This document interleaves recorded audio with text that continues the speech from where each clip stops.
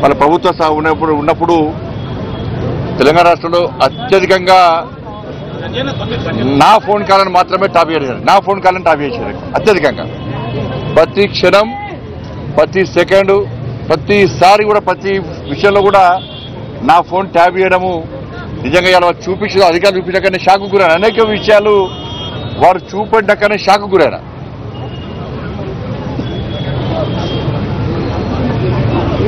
ఎంత నీచులు వీళ్ళంటే కేసీఆర్ కుటుంబము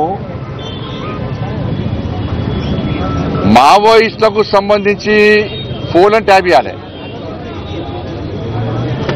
ఆ లిస్టులో మా పేర్లు పెట్టారు. మావోయిస్టు లిస్టులో మా పేర్లు పెట్టి మా ఫోన్లను ట్యాప్ చేశారు.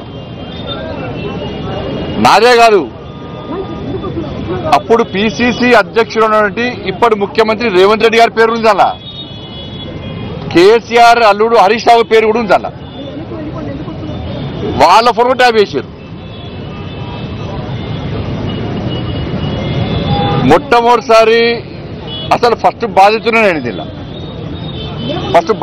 నేను మొట్టమొదటిసారి ఫోన్ ట్యాపింగ్ వ్యవహారంలో ఫస్ట్ టైం స్టేట్మెంట్ ఇచ్చింది కూడా నేనే. నేను గతం నుంచి చెప్తున్నా, ఇది మూర్ఖత్వ ప్రభుత్వము. వీళ్ళకు వావి వరుసలు ఏంలో వీళ్ళకు.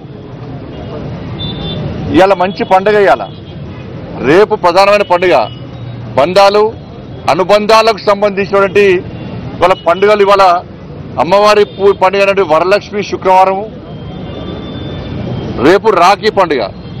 ఇవాళ ఇన్ని పండుగలైనా కూడా ఇవాళ వేలాది మంది ఇవాళ భారతీయ జనతా పార్టీ కార్యకర్తలు పండుగలు వదిలిపెట్టి తరలి వచ్చారు ఇవాళ. కానీ అప్పుడు కేసీఆర్ ప్రభుత్వంలో వావి వరుస లేవు. వాళ్ళకు తల్లి లేదు, నా తండ్రి లేడు, నా అక్క లేదు, నా చెల్లి లేదు. వాళ్ళకు